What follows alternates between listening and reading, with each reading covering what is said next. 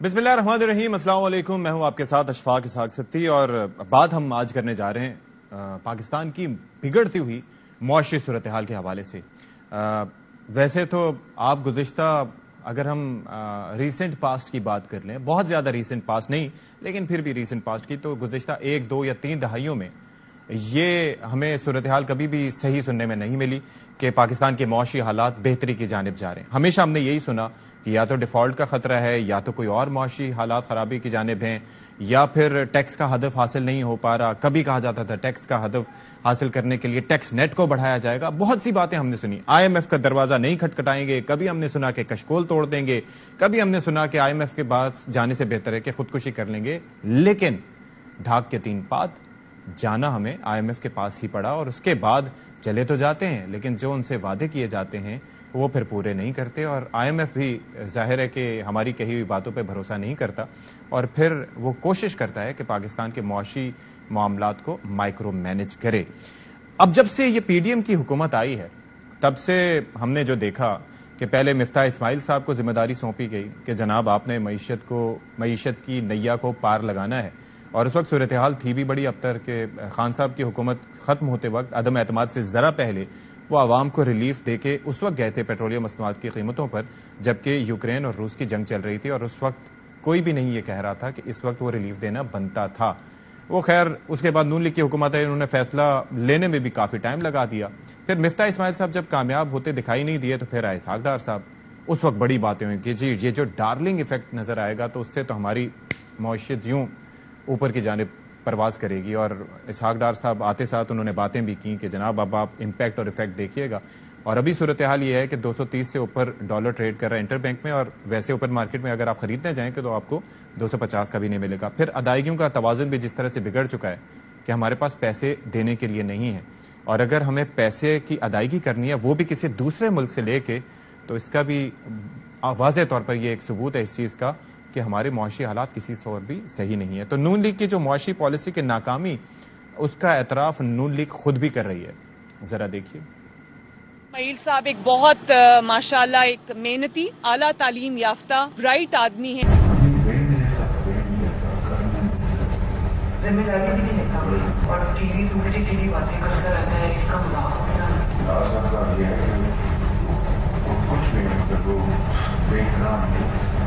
और कंट्रोल है। He knows what he is doing. मैं तो हर फैसले को ओन करता हूं, चाहे मेरी उसके अंदर मेरी राय कोई भी हो, मेरे हर फैसले के ऊपर शहबाज शरीफ का दस्तखत होता है। मिफ्ता इस्माइल साहब ने आई मस्ट से उन्होंने बड़ी मेहनत की है, उन्होंने खुद कहा कि मैं इस्तीफा देना चाहता हूँ। प्राइम मिनिस्टर मियां शहबाज शरीफ ने मुझे कहा है कि मैं अपनी वजीर खजाना की जिम्मेदारियां कबूल कर हम पॉजिटिव डायरेक्शन में जाएं। पहले 3 महीने पेट्रोल पे 10-10 रुपए बढ़ाया और डीजल पे 5 बढ़ाया, तो फिर इस महीने फिर हुकूमत ने नहीं बढ़ाए। अल्लाह खैर करे। ये मेरी जिम्मेदारी है कि मैं IMF को मैंने हैंडल करना है, मिफ्ता साहब ने हैंडल नहीं करना। को पहला महीना तो लोगों को था कि शायद हम कुछ करेंगे, कम करेंगे उम्मीदों पे पानी लेकिन हम नहीं कर सके। हमने जो बिजली के बिल ये 3 महीने पहले भेजे हैं ना, हमने तो हर घर में लोगों को तड़पा के रख दिया। अब आप देख लें कि हर घर में रोना है, बिजली के बिलों का, पेट्रोल का नहीं, अब गैस का इस वक्त हर घर में रोना है। मिफ्ता इस्माइल साहब कह रहे हैं कि दिसंबर के बाद भी डिफॉल्ट का हाई रिस्क रहेगा, तो आपकी जमात से ये बात आ रही है ना? मिफ्ता इस्माइल साहब को पूछे जी आप जब 6 महीने फाइनेंस मिनिस्टर थे, क्या आपको 32 बिलियन के अरेंजमेंट करके नहीं जाना चाहिए था? कितना किया था आपने जाने से पहले? बातें करनी आसान होती हैं। अच्छा, उन्होंने तो जी इररिलेवेंट भी करार दे दिया था इसी इंटरव्यू में शाहजेब खानजादा के सामने मिफ्ता इस्माइल को कि उनकी बात ही अब नहीं करनी चाहिए। बहरहाल इमरान खान साहब ने भी इसहाक डार और ज़ाहिर मिफ्ता इस्माइल साहब की पॉलिसीज पर तनकीद की, तंज किया। क्या कहा वो आप देख लीजिए। इनका जो अपने 2 फाइनेंस मिनिस्टर्स जो इनके लेके आए थे वो अब आपस में लड़ रहे हैं। वो जो मिफ्ता इस्माइल है वो तो अब ये कह रहा है कि ये डिफॉल्ट की तरफ लेके जा रहा है इसहाक डार, और इसहाक डार कह रहा है कि उसने कुछ किया ही नहीं है। दोनों ही सच बोल रहे हैं, दोनों ही सच ये बोल रहे हैं कि मुल्क जा तो डिफॉल्ट की तरफ रहा है और दोनों ने कुछ नहीं किया। चले जी, इस तमाम तर सूरत हाल पे किसने क्या किया, किसने क्यों नहीं किया, और किससे उम्मीदें थीं और वो उम्मीदें पूरी नहीं हुई और क्यों नहीं पूरी हुई, और आगे पाकिस्तान की मुआशी सूरत हाल का मुस्तकबिल हमें क्या दिखाई दे रहा है, इस पर बात कर लेते हैं। डॉक्टर हफीज पाशा हमारे साथ मौजूद हैं, मुआशी उमूर के माहिर हैं और इसके अलावा कॉमर्स के और फाइनेंस के मिनिस्टर भी रह चुके हैं। बहुत शुक्रिया जी हफीज पाशा साहब, आपने हमारे लिए वक्त निकाला। سر یہ جو ہم سن رہے ہیں، ویسے تو اپوزیشن میں موجود جماعتیں اکثر ہی بات کرتی ہیں کہ بھائی معیشت زبوں عالی کی طرف جا رہی ہے اور بڑے خطرات ہیں ڈیفالٹ کے، اور پھر آپ کو یاد ہوگا کہ سری لنکا جیسی صورتحال کا بھی تذکرہ کیا گیا تھا، لیکن جب حکومت کے اندر سے یہ باتیں ہونے لگیں کہ دعاؤں سے ہی کام چل سکتا ہے اور دوا سے بھی کام چلے گا اور پھر اللہ کی طرف ہی دیکھنا پڑے گا، تو یہ کیا صورتحال بنتی آپ کو دکھائی دے رہی ہے؟ بسم اللہ الرحمن الرحیم. آپ نے ماشاءاللہ اپنے انٹروڈکشن میں یہ کہا ہے کہ پچھلے 3 دہائی سے پاکستان بڑے مشکل حالات سے گزرتا رہا ہے، آہستہ آہستہ حالات اور خراب ہوتے گئے ہیں. یہ بات دراصل اس لحاظ سے بھی دیکھیے کہ پچھلے 1 دہائی میں کیا ہوا ہے. 2014-15 میں پاکستان کا جو کل باہر کا قرضوں کا بوجھ تھا وہ 65 ارب ڈالر تھا، اور آج وہ 7 سال کے بعد تقریباً 2 گنا ہو چکا ہے، 130 ارب ڈالر. اس رفتار سے آپ نے قرضوں کو بڑھاتے گئے ہیں. اور دوسری طرف اس سے بھی زیادہ پریشان کن بات یہ ہے کہ سالانہ قرضوں کی واپسی کی رفتار میں بے تحاشا اضافہ ہوا ہے. 2014-15 میں سالانہ ہمیں تقریباً 3 ارب ڈالر کے قرضوں کی واپسی کے پیسے دینے پڑتے تھے، آج وہ 7 گنا ہو چکا ہے، 21 ارب ڈالر. تو دیکھیے اب کوئی ملک اس رفتار سے، جسے کہتے ہیں نا کہ ڈیٹ ٹریپ، یعنی کہ قرضوں کے جال میں یا اس میں پھنس جائے تو پھر نکلنا بڑا مشکل ہوتا ہے. اور نکلنے کے لیے آپ کو بے تحاشا سخت سے سخت اقدامات لینے پڑتے ہیں. سب سے پہلے جو آپ کو کرنا پڑے گا وہ یہ ہے کہ آپ اپنے پالیسیز کو اس طرح بنائیں کہ آپ کا تجارتی خسارہ اس طرح کا ہو کہ آنے والے دنوں میں اگر آپ ہمارے جو انکم ہے، یعنی کہ ہمارے برآمدات اور ہمارے ریمیٹنس، ان دونوں کو ملا لیں تو یہ مل جل کر ہمارے پورے درآمدات کو فائنانس کرتے ہیں. اگر ایسا ہوا تو پاکستان جال سے نکل آ سکتا ہے. اس وقت پوزیشن پچھلے سال کی یہ ہے کہ آپ کا جو ٹوٹل امپورٹ بل تھا 82 ارب ڈالر، آپ کے ایکسپورٹ اور آپ کے ریمیٹنسز ملا لیں تو 64 ارب ڈالر، یعنی کہ خسارہ، یعنی کہ تقریباً 18 سے 20 ارب ڈالر کا ٹریڈ ڈیفیسٹ ہے، combined over all current account deficit جسے کہتے ہیں. تو دیکھیے اب آپ کو بے شمار سخت اسٹرکچرل ریفارمز کرنے ہیں تاکہ یہ جو ٹارگٹ ہے ہمارا کہ ہماری آمدنی اور ہمارے خرچوں میں کوئی گیپ نہ ہو، وہ حاصل اگر ہو کر سکتا ہے آنے والے مہینوں اور سالوں میں تو انشاءاللہ پاکستان اس قرضوں کی جال سے نکل آ سکتا ہے. اچھا ڈاکٹر صاحب، ایک چیز مجھے یہ بتائیے گا کہ ظاہر ہے کہ جو انسرٹنٹی ہوتی ہے اس کی وجہ سے بھی ہم دیکھتے ہیں کہ کافی سارے معاملات خراب ہوتے ہیں، انویسٹرز ڈرتے ہیں آنے سے. خان صاحب کی جانب سے جو اعلان کیا گیا تھا اسمبلیوں کی تحلیل کا، اس کے بھی ظاہر ہے کہ اسٹاک پہ بھی آپ نے دیکھا تھا کہ کیسے اثرات پڑے تھے. تو اوور آل جو اس وقت کرنٹ گورنمنٹ ہے، اب اس کا یہ نہیں پتا کہ ابھی اس نے کب تک رہنا ہے، آج جانا ہے، کل جانا ہے، مارچ میں الیکشنز ہوں گے، کب اسمبلیاں تحلیل ہوں گی. تو آپ کو لگتا ہے کہ یہ حکومت اس پوزیشن میں ہے یا اسحاق ڈار، کیونکہ انہوں نے پبلک کے سامنے اپنا امیج بھی ریپیئر کرنا ہے، ان کو ریلیف نہیں دیا، ان کو ریلیف بھی دینا ہے، تو وہ اس پوزیشن میں ہے کہ وہ یہ سخت اقدامات لے سکیں آپ کی نظر میں؟ دراصل بات یہ ہے کہ دیکھیے یہ جو سیاسی کشمکش بے انتہا پچھلے کچھ مہینوں سے چل رہا ہے، اس کے نتیجے میں بہت نقصان ہو رہا ہے. اب آپ یہ دیکھیے کہ باہر سے جو انویسٹمنٹ ہے وہ 80% کم ہو چکی. دوسرے طرف آپ کے ریمیٹنسز اکتوبر کے مہینے میں 18% کم ہو چکے. باہر سے ہمارے اسٹاک مارکیٹ میں پیسہ آنے کے بجائے باہر واپس جا رہا ہے.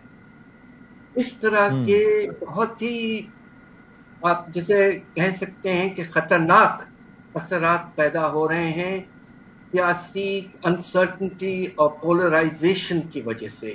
یہ ایسا وقت نہیں ہے ہماری تاریخ میں. تو آپ کو کیا لگتا ہے ڈاکٹر صاحب، آپ کو کیا لگتا ہے کہ یہ پالیسی لیول پر ہم سے کچھ غلط ڈیسیجنز ہو رہے ہیں، یا پھر اگر نئی حکومت بن جاتی ہے تو they would be in a better position to take those decisions, hard decisions?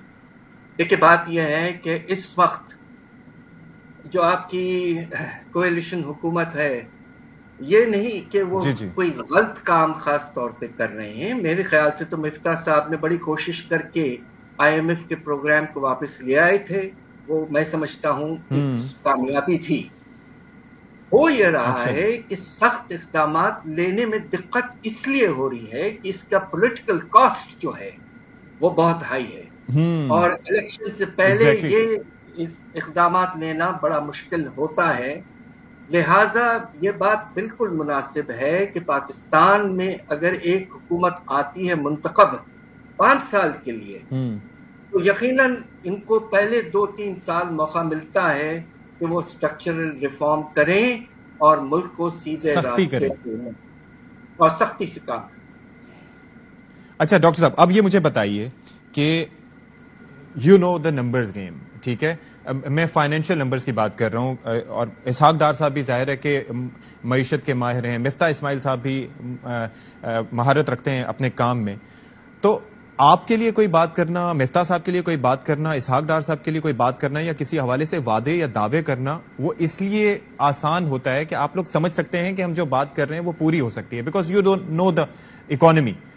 ایک سیاستدان بات کرتا ہے، اس کو نہیں پتا ہوتا، یا سیاستدان جس کا معیشت سے تعلق نہ ہو. تو اسحاق ڈار صاحب جب آ رہے تھے اور جو انہوں نے دعوے کیے تھے کہ جی ڈالر تو 200 سے نیچے آ جائے گا، اس طریقے سے ہم یہ چیزیں کر لیں گے، وہ کر لیں گے، اور اب وہ خود اپنے دعووں سے پیچھے ہٹ رہے ہیں. تو اس کی وجہ آپ کو کیا دکھائی دیتی ہے؟ پہلے کیا سوچ کے انہوں نے دعوے کیے ہوں گے یہ سب؟ بات دراصل یہ ہے کہ ایک بہت ہی سیزنڈ فائنانس منسٹر ہیں اسحاق ڈار صاحب.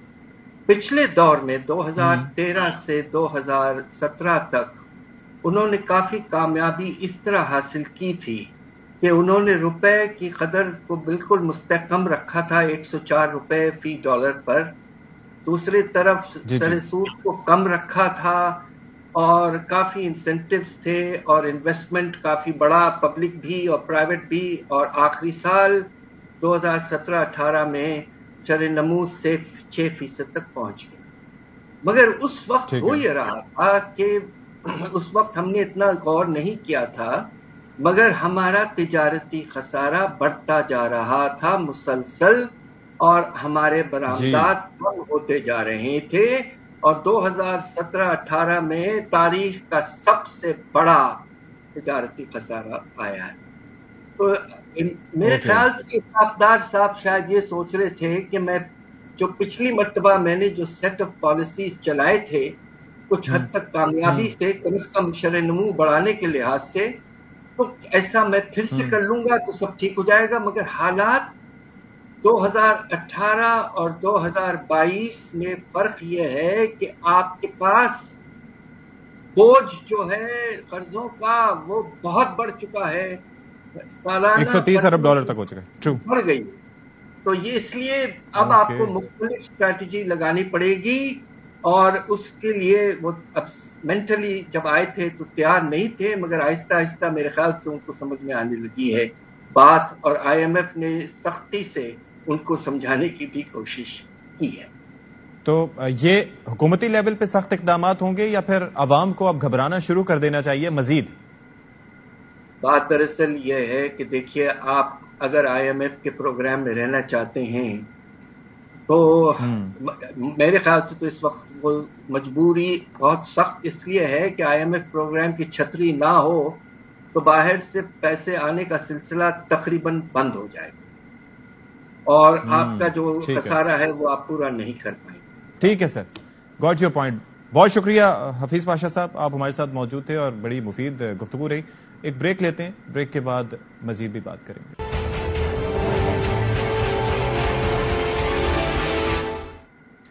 اچھا جی، اب بات کر لیتے ہیں ہم. جس طرح سے خان صاحب کی جانب سے پیشکش کی گئی ہے کہ اسمبلی تحلیل نہیں کرتا اگر میرے سے مذاکرات کر لیتے ہیں اور الیکشن کی تاریخ دے دیتے ہیں، تو یہ ایک بڑا دلچسپ ہم نے ایک دیکھا ہے اس سچویشن میں ٹویسٹ. تو خان صاحب نے کیا موقف اپنا ہے آپ کو پہلے وہ دکھاتے ہیں ذرا. یہ چاہتے ہیں کہ 66% ملک میں الیکشن ہو جائے اور اس کے بعد جنرل الیکشن ہو. اگر تو مارچ کے اینڈ تک آپ تیار ہیں الیکشنز کے لیے تو ہم رک جاتے ہیں, نہیں تو ہم نے فوری طور پہ اسمبلی ڈیزالو کر کے پنجاب اور کے پی میں الیکشن کروا دیں. ہم مارچ سے آگے نہیں جانے لگے, ہمارا تو فیصلہ ہو گیا.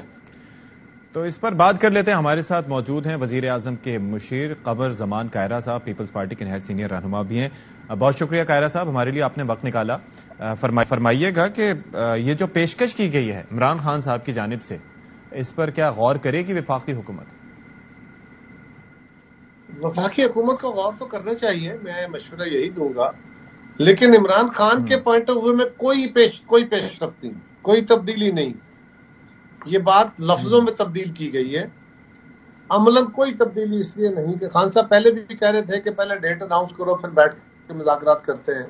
اب بھی کہہ رہے ہیں کہ اگر مارچ کی ڈیٹ لینی ہے تو میں الیکشن کے لیے جانے کو تیار ہوں, بات کرنے کو تیار ہوں, ورنہ نہیں ہے. اور ہم یہ کہہ رہے ہیں کہ ابھی سندھ اور بلوچستان کے لوگ اپنے گھروں میں آباد نہیں ہوئے, جو فلڈ کے فیکٹریز ہیں, کچھ آئینی مجبوریاں ہیں, کیونکہ آئینی طور پہ یہ فوری طور پہ پاسبل بھی نہیں ہے کہ آپ کا مطالبہ مانا جائے, لیکن اس کے اوپر بیٹھ کے بات کی جا سکتی ہے. آپ شرائط نہ رکھیں. آج تک عمران خان صاحب سے ہمارا صرف ایک معاملے میں تنازعہ تھا, اور وہ تھا کہ وہ شرط مانگ رہے تھے کہ میری یہ شرط ہے, یہ پوری کرو تو ہم آگے بڑھیں گے. ہم کہہ رہے تھے کہ ہم شرطیں نہیں مانتے, کیونکہ ڈائلاگ میں شرائط نہیں ہوتی, ڈائلاگ میں مطالبے ہوتے ہیں. آپ اپنا مطالبہ رکھ کے آئیے, بیٹھیے, بات کرتے ہیں. اگر آپ کو قبول ہوگی تو کر لیں گے, نہیں تو ہم آپ کو کنوینس کریں گے. تو یہ آج بھی وہ اپنی بات پہ قائم ہے, اس سے کوئی ہٹے نہیں. تو has he taken you by surprise? کیونکہ آپ سے اس لیے پوچھنا ضروری ہے کیونکہ نون لیگ کی جانب سے تو موقف اس پہ سامنے آ گیا تھا. ظاہر ہے کہ آپ کی ایک کولیشن کی گورنمنٹ ہے, وہ تو اپنی جگہ, لیکن آپ کو لگتا ہے کہ آپ اینٹیسپیٹ نہیں کر رہے تھے یا کر رہے تھے کہ وہ اینڈ میں یہ بات کر سکتے ہیں اسمبلیوں کی تحلیل سے متعلق؟ دیکھیے, اسمبلیوں کی تحلیل سے متعلق یہ ایک ان کا کارڈ تو آلریڈی آن گراؤنڈ موجود تھا, لیکن تھوڑا سا سرپرائز کہہ لیجیے کسی حد تک ہمارے سب کے لیے اتنا ہوا کہ وہ اسمبلیوں کی تحلیل کی طرف جا سکتے ہیں, لیکن اس کے اوپر بھی ان کی تیاری نہیں تھی. اگر وہ اس معاملے میں سنجیدہ ہوتے تو پھر لیڈر وہ نہیں ہوتا جو پہلے اعلان کرے اور پھر اس کو بلیک میل کرتے ہوئے, اس کو دباؤ کے طور پہ استعمال کرتے ہوئے مشاورت کرے. یہ نہیں ہوتا. لہذا انہوں نے جو کچھ کہا, جو کیا, وہ پہلے بھی کلیئرٹی کے ساتھ نہیں تھا, اور ہماری طرف سے کوئی سرپرائز اس لیے ہمیں نہیں لگا کیونکہ یہ بات ان کی نئی تھی نہیں. الیکشن کا تو وہ پہلے سے کہہ رہے تھے کہ الیکشن کی ڈیٹ اناؤنس کرو تو بیٹھ کے مذاکرات کرتے ہیں. ہمارے لیے کوئی نئی بات نہیں تھی, اور عمران خان کے پاس کوئی نئی بات کرنے اور کہنے کو ہے بھی نہیں. اب اچھا جی, یہ جو زرداری صاحب کو چیلنج کرنے کا معاملہ ہے خان صاحب کی جانب سے کیا گیا, اس کے متعلق ان کا بیان پہلے چلا دیتے پھر آپ سے بات کریں گے.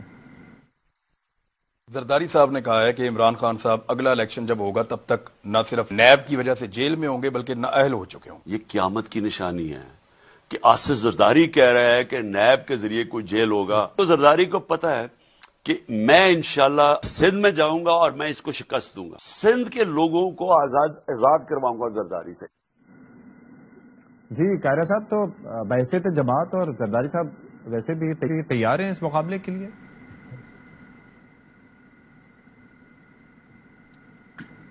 یہ عمران خان کی کیا بات ہے جس پہ تبصرہ مانگ رہے ہیں آپ مجھ سے؟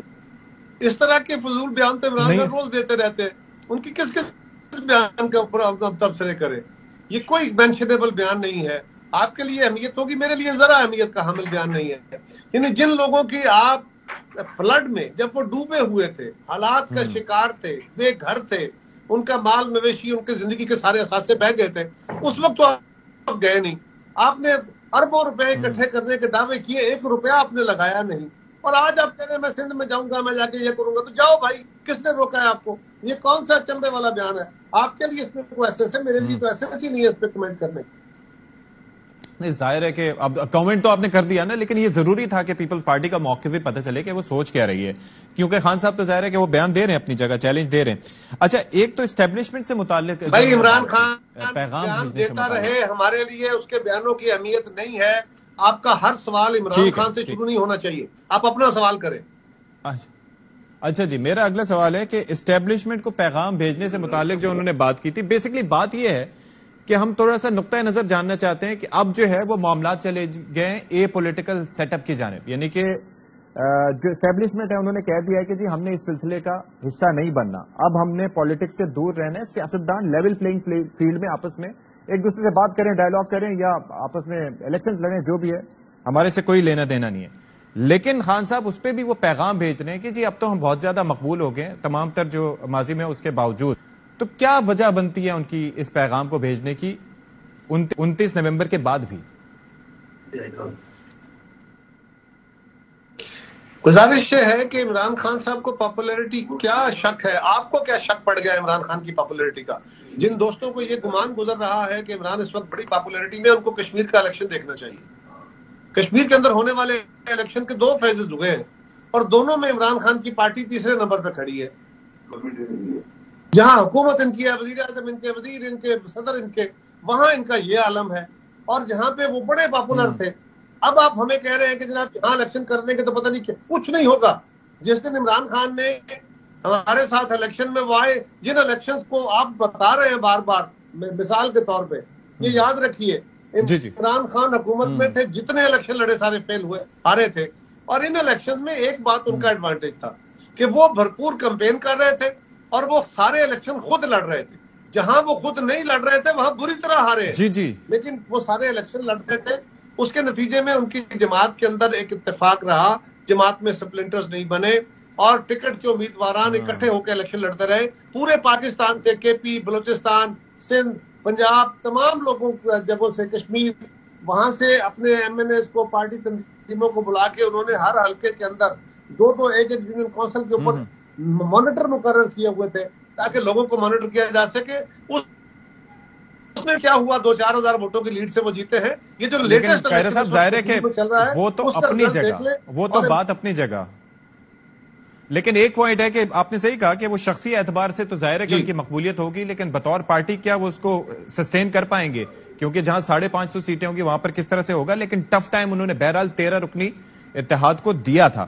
اب ذرا یہ بتائیے گا کہ کیا کوئی الیکشن نہیں ہوگا، یہ بھی ٹھہرے ایک منٹ ٹھہر دیں، 550 سیٹوں پہ کوئی الیکشن نہیں ہونا، مس نارمل ہے، یہ بھی ایک مس لیڈنگ سٹیٹمنٹس ہے۔ یہ فواد چودھری کی سٹیٹمنٹ آپ مت چلائیں، اس کو پہلے چیک کریں کتنے ہیں۔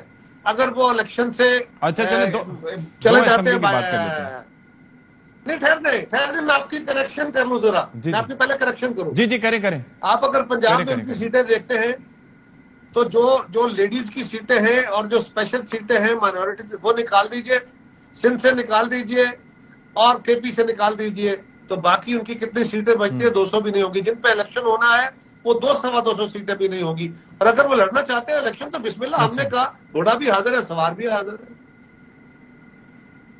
اچھا، مائنورٹیز وغیرہ نکال کے 434 نشستیں بنتی ہیں جن کے اوپر ہوں گے الیکشنز، قاہرہ صاحب؟ مائنورٹیز، لیڈیز، ان سب کی سیٹیں آپ نے کبھی ویسے کیلکولیٹ کیا ہے کہ وہ 550 سیٹیں کہہ رہے ہیں وہ کون سی ہیں؟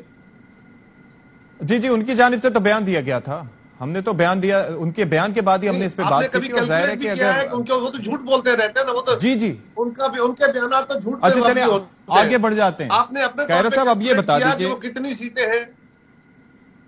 جی میں نے اسی لیے تو بیان کیا کہ 434 نشستیں بن رہی ہیں نا، اب تو مائنورٹیز وغیرہ نکال کے ساری اسمبلیاں چھوڑیں گے، نیشنل اسمبلی بھی چھوڑ دیں گے، تب کی بات کر رہے ہیں، پھر بھی نہیں بنتی۔ ارے میں نیشنل اسمبلی کو ملا کے بات کر رہا ہوں قاہرہ صاحب، جی قاہرہ صاحب نیشنل اسمبلی ملا کے بھی بات کر رہے ہیں۔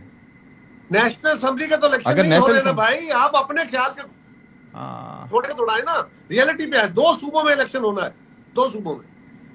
اچھا چلیں اب مجھے یہ بتا دیں کہ یہ قاف لیگ سے کوئی بیک ڈور پہ کوئی رابطے ہو رہے ہیں، کوئی مذاکرات ہو رہے ہیں؟ کیونکہ ظاہر ہے کہ ان کی جانب سے جو سٹیٹمنٹس آ رہے ہیں تو اس کے بعد لگتا ہے کہ کچھ وہ شش و پنج میں مبتلا ہیں، اس طرح سے تحریک انصاف کو فالو نہیں کریں گے جیسے پہلے کیا تھا۔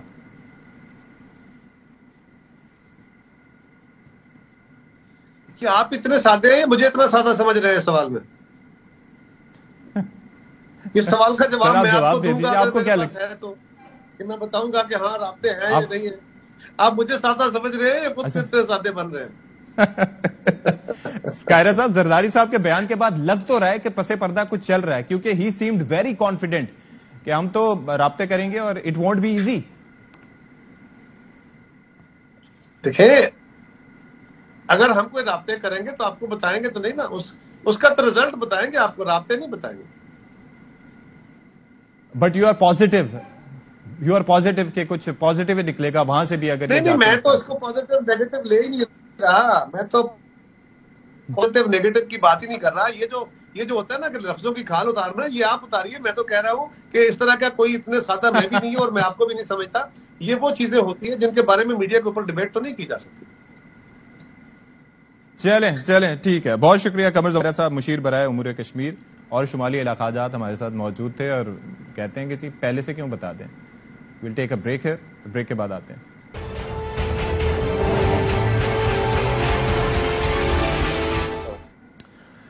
ویلکم بیک ٹو آور شو. اور بات ہو رہی ہے جناب اب یہ کہ یہ جو اسمبلیوں کی تحلیل کا معاملہ آخر ہے کیا. مطلب تحریک انصاف تو بظاہر یہ لگتا ہے کہ انہوں نے ارادہ کر لیا ہے کہ خان صاحب نے بھی بتا دیا ہے کہ اگر نہ انہوں نے مانی الیکشنز کی بات تو پھر ہم نے کر دینی ہے اسمبلی تحلیل اسی ماہ, اور اسی ماہ اسمبلی تحلیل ہو گئی تو پھر ہوں گے الیکشن, اور پھر مطلب they are very excited about it. تو واقعتاً ایسا ہے, کیا صورتحال بنتی دکھائی دے رہی ہے, قاف لیگ کیا سوچ رہی ہے, واقعتاً کیا سوچ رہی ہے, کیا کسی کو کچھ پتا ہے؟ اس پر بات کر لیتے ہیں. میاں اسلم اقبال صاحب ہمارے ساتھ موجود ہیں, سینئر صوبائی وزیر ہیں. بہت شکریہ جی میاں صاحب, آپ نے ہمارے لیے وقت نکالا. فرمائیے گا کہ کیا صورتحال بنتی دکھائی دے رہی ہے. اس پہ آپ سے جواب بھی لوں گا, لیکن پہلے عمران خان صاحب کا جو نقطہ نظر ہے جو انہوں نے اپنے ایک انٹرویو میرے سے متعلق, وہ پہلے اپنے ناظرین کو دکھاتے ہیں.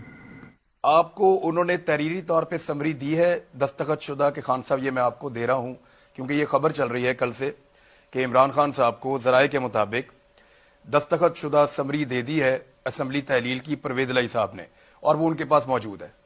بس یہ سمجھ لینا انہوں نے مجھے پوری اتھارٹی تحریری طور پہ. یہ پیپر اگر میں آپ کو دے دوں یا زبانی بولوں فرق تو سمجھ جائے نا کہ انہوں نے پوری, جب میں چاہوں گا یہ میرے پاس پوری, اب جس دن میں چاہوں گا اسمبلیز ڈیزالو ہو جائیں گی. جی میاں صاحب یہی سوال آپ سے ہے سیدھا سادہ سا کہ کیا سمری واقعتاً تحریری طور پر دے دی ہے, تصدیق کریں گے آپ اس کی؟ بسم اللہ الرحمن الرحیم. بہت شکریہ ستی صاحب آپ کا. دیکھیں گزارش یہ ہے کہ جو خان صاحب نے ابھی آپ نے ان کی بات سنی, اور اس بات کے اندر انہوں نے کہا کہ جب انہوں نے مجھے ایک اتھارٹی دے دی ہے, جب ہم نے کنسلٹیشن کا مشاورت کے سیشن جو ہیں, ہماری تو ایک ہی الائنس پارٹی ہے اور وہ کیو لیگ ہے, ان کے ساتھ مکمل کر لی ہے. باقی ہم اپنے ممبرز کے ساتھ بھی ہم نے فرائیڈے کو سارا معاملہ کر لیا تھا, مشاورت کر لی تھی تمام پارلیمنٹیرین سے, اور اس کے اندر بھی تمام پارلیمنٹیرین نے تمام اختیارات اپنے چیئرمین صاحب کو سونپے ہیں کہ جب آپ چاہیں, جس وقت آپ چاہیں, آپ اسمبلی کو ڈیزالو کر سکتے ہیں, and we are ready for election. So جہاں تک کیو لیگ کا تعلق ہے, دیکھیں آگے بھی ہم نے کوئی لکھ پڑھ کے کوئی اس طرح کی آپس میں کچھ نہیں کیا ہوا کہ جناب اتنے وزارتیں میری ہیں تو یا اتنے ٹرانسفر پوسٹنگ ہے یا وہ فنڈ ہے. ایک میوچل انڈرسٹینڈنگ کے ساتھ ہم چل رہے ہیں اور بہتر انداز میں چل رہے ہیں. جی. اور الحمدللہ ابھی تک جو ہمارے معاملات آپس میں رہے ہیں وہ بڑے آئیڈیلی ہم اپنے معاملات کو لے کر چلتے رہے ہیں, اور جتنی دیر بھی ہے 10-15 دن کے لیے جو نظر آ رہا ہے, تو 10-15 دن تک انشاءاللہ یہ ٹھیک ہی معاملہ چلیں گے. اچھا میاں صاحب ایک اور چکر بھی ہے نا, پہلے ہم بھی یہی سمجھتے تھے کہ رانا ثناء اللہ نے سٹیٹمنٹ دیا تھا کہ جی پرویز الہی صاحب نے تو دعائے خیر بھی کر دی تھی, پھر بھی یہ اپنی بات سے مکر گئے. تو بظاہر یہ امپریشن جا رہا تھا کہ ایک محبت پائی جاتی ہے قاف لیگ میں تحریک انصاف کے لیے, اور ایک وقت یہ بھی آیا تھا کہ آپ کے علم میں ہوگا کہ بات ہو رہی تھی کہ ان دونوں جماعتوں کو, بلکہ قاف لیگ کو کیوں نہ پی ٹی آئی میں ضم کر دیا جائے. لیکن ابھی جو مونس الہی صاحب کا جو انٹرویو تھا اس میں انہوں نے کچھ اشارہ دیا, بلکہ کھل کے بتا دیا کہ کس وجہ سے یہ سب تھا. اب وہ فیکٹر ختم ہو گیا, اب بھی آپ کو اسی طرز کی وفاداری کی توقع ہے قاف لیگ سے؟ دیکھیں ستی صاحب, یہ تو جب ہم سیاسی لوگ دوسرے کو زبان دے دیتے ہیں, جیسے فرض کریں میں اپنے حلقے میں کسی اپنے پولیٹیکل ورکر کے ساتھ کوئی کمٹمنٹ کرتا ہوں ایز انڈیویجول, تو اوبیسلی مجھے اس بات کا پہرا دینا پڑتا ہے. اور قاف لیگ نے جو بات کی ہے چودھری پرویز الہی صاحب نے, मेरा नहीं ख्याल कि अब इससे बात जो है वो पीछे की तरफ जाएगी, बल्कि बात आगे की तरफ जाएगी। और बात वही है कि जिसके अंदर उन्होंने इख्तियारात दिए हैं चेयरमैन पाकिस्तान तहरीक इंसाफ को, कि जब आप चाहें आपके जहन में आए कि आपने असेंबली को अब आपने डिसॉल्व करना है, रेजोल्यूशन की तरफ जाना है लेकर, तो वो चले जाए।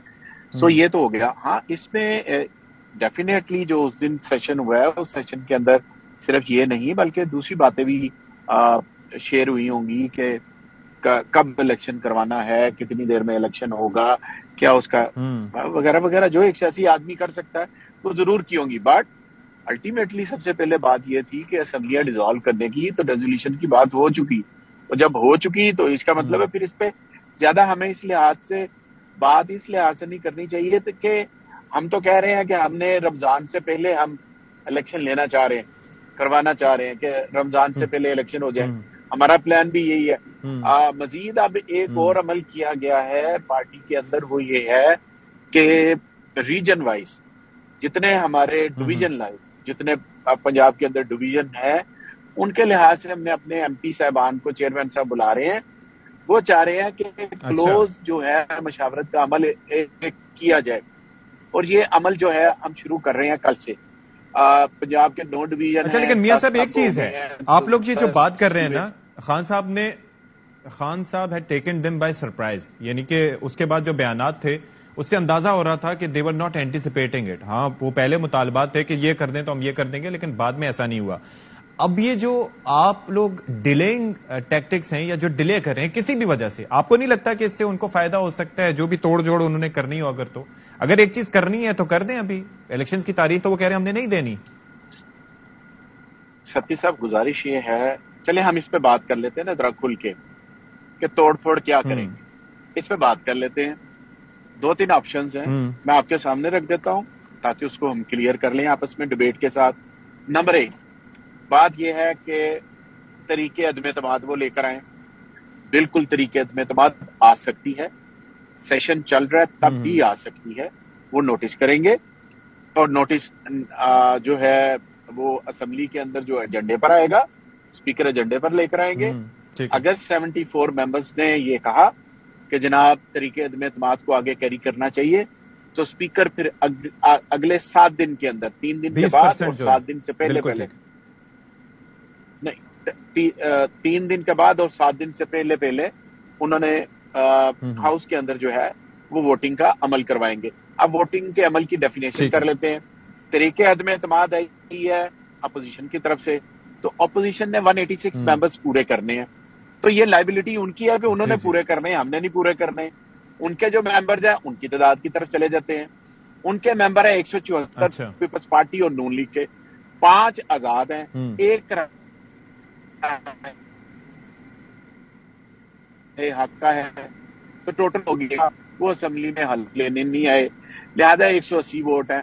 हमारी तरफ वोट है 190। अब उन्होंने 186 पूरे करने हैं। 186 कैसे पूरे करेंगे? पिछली दफा भी ये अमल हुआ तो कोर्ट ने कहा कि उनके वोट काउंट नहीं हो गए।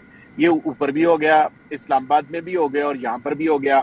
तो एक बात ये होगी कि अगर मेरे सारे मेंबर मैं कहता हूँ अज्यूम करें कि सारे मेंबर ही चले जाते हैं, मैं अज्यूम कर रहा हूँ, वो 186 उन्होंने पूरे करने हैं, वो कैसे पूरे करेंगे? वोट काउंट नहीं होगी। एक नंबर ये बात होगी, हो ही नहीं सकता, ठीक है। और जो हम में से किसी ने जाना था वो चला गया, उसने अवाम का गुस्सा भी देख लिया, अवाम की शिद्दत के साथ वोटिंग में पार्टिसिपेशन भी अगर देख लिया, तहरीक नहीं आती और गवर्नर साहब एतमाद का वोट लेने का कह देते हैं, फिर तो आपको बंदे पूरे करने होंगे। मैं उसी तरफ ही आ रहा हूँ सर, मैं उसी तरफ ही आ रहा हूँ सर। सेकंड जो है वो ये है कि वोट ऑफ कॉन्फिडेंस की बात करें तो वोट ऑफ कॉन्फिडेंस जो है उसमें हमारे पास 190 बंदे हैं, उनके पास है 180 हैं, उन्होंने ही करने। गवर्नर साहब ने हमें कहा, गवर्नर साहब उस वक्त तक जो असेंबली के रूल्स एंड प्रोसीजर्स हैं बिजनेस के, वो ये हैं कि अगर इजलास चल रहा है और चलता ही जा रहा है तो जब तक प्रोरोग नहीं होगा उस वक्त तक वोट ऑफ कॉन्फिडेंस जो है वो गवर्नर साहब नहीं कह सकते। ये इजलास स्पीकर साहब ने बुलाया हुआ है, गवर्नर साहब ने नहीं बुलाया हुआ। मुसलसल चलता जा रहा है। 15 जून 2000 चलता जा रहा है, ऐसे ही جی 2022 کو ایک گورنر صاحب نے اجلاس بلایا تھا، وہ بلایا تھا ادھر ایوان اقبال میں، ایک اجلاس اسپیکر صاحب نے بلایا تھا، وہ بلایا تھا ادھر بالکل جی آئی ریمبر کے اندر گورنر صاحب، ٹھیک ہے جی. اور اس کا فیصلہ جو ہے وہ کورٹ میں بھی گیا ہوا ہے کہ کون سا اجلاس ٹھیک ہے کون سا غلط ہے، ابھی اس پہ فیصلہ نہیں ہو رہا. اور دوسری بات جو آپ سے میں کہنا چاہ رہا ہوں کہ ہمارے 190 بندے اسی طرح کھڑے ہیں کہ آپ یہ سمجھیں کہ یہ سکہ بند بات ہے، ان میں سے ایک بندہ بھی ادھر ادھر نہیں جا سکتا. ٹھیک ہے، یہ میں اس لیے پولیٹیکلی آپ سے، ایک بندہ بھی ادھر ادھر نہیں جا سکتا. گراؤنڈ ریئلٹی کا بھی پتہ ہے لوگوں کے